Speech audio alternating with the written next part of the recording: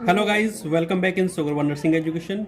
Dear student, today topic is benign tumor and malignant tumor. What is the benign tumor? So let's begin start our topic. An abnormal growth that does not invade surrounding tissue or spread to other part of the body. Benign tumour एक capsulated होता है, एक pouch में होता है और इसकी जो सेल्स होती हैं वो एबनॉर्मल होती हैं, बट ये आसपास की जो टिश्यूज है उसमें इन्वेड माने अटैक नहीं करता है, आक्रमण नहीं करता है और ना ही ये एक पार्ट से दूसरे पार्ट में फैलता है। बट बात करें मैलिग्नेंट ट्यूमर की, an abnormal growth that can invade and destroy nearby tissue and that may spread metastasise to other part of the body.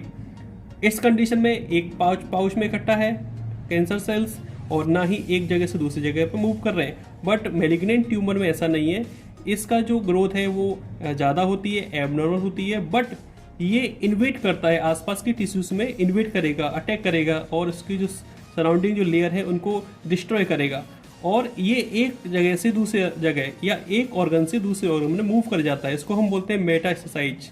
इस कंडीशन को हम बोलते हैं मेटास्टेसाइज। ठीक है, बात करें बिनाइन ट्यूमर की, दूसरा point, have a slow growth rate. इसकी जो ग्रोथ होती है वो स्लो होती है, बहुत धीरे धीरे धीरे ग्रोथ करता है। बट मैलिग्नेंसी ट्यूमर में इसकी जो ग्रोथ होती है वो फास्ट होती है, have a fast growth rate. इसकी जो ग्रोथ रेट होती है वो फास्ट रेट होती है। तीसरा पॉइंट है, most cells in benign tumours are normal.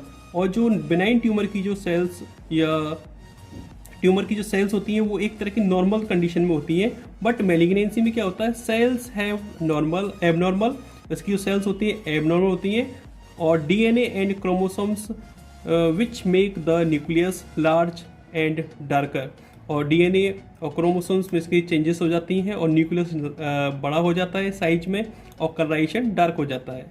बात करें बिनाइन ट्यूमर की, चौथा point, cells are not cancerous. और जो ट्यूमर सेल्स के अंदर जो कैंसर सेल्स नहीं होते हैं और सिंपली एक एबनॉर्मल ग्रोथ सेल्स की होती है, बट उसमें कैंसर सेल नहीं होता है, कोई हार्मफुल नहीं होता है। बट मैलिग्नेंसी की बात करें, सेल्स आर कैंसरस और इसकी जो सेल्स होते हैं वो कैंसरस होते हैं और वो एक जगह से दूसरी जगह चले भी जाते हैं तो बॉडी के लिए बहुत ही हार्मफुल होते हैं और ज़्यादा प्रॉब्लम क्रिएट करता है। Next point, do not invade the issues around them.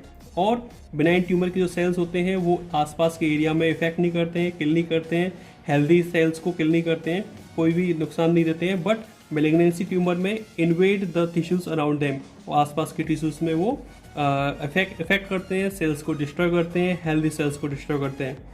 Next point है, do not spread to the other part of the body.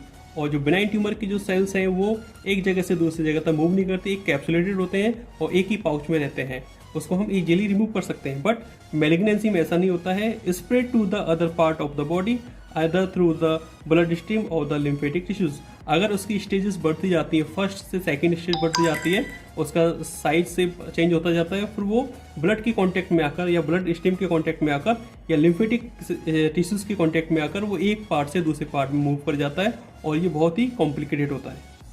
बात करें बिनाइन ट्यूमर की, next point, easy to remove. इसको हम इस पाउच को, इस कैप्सूल को इजी टू रिमूव कर सकते हैं, बट यहाँ पर डिफिकल्टी टू रिमूव। अगर वो थर्ड स्टेज या फोर्थ स्टेज में चला जाता है पेशेंट तो उसको रिमूव करना या फिर उसको ट्रीट करना बहुत कॉम्प्लिकेटेड हो जाता है। नेक्स्ट पॉइंट है, can be treated with surgery. और इसको हम सर्जरी के माध्यम से इसको ट्रीट कर सकते हैं, बट यहाँ पर ट्रीट कराया जाएगा तो कीमोथेरेपी की, रेडिएशन थेरेपी और इम्यूनोथेरेपी से उसको ट्रीटमेंट दे सकते हैं।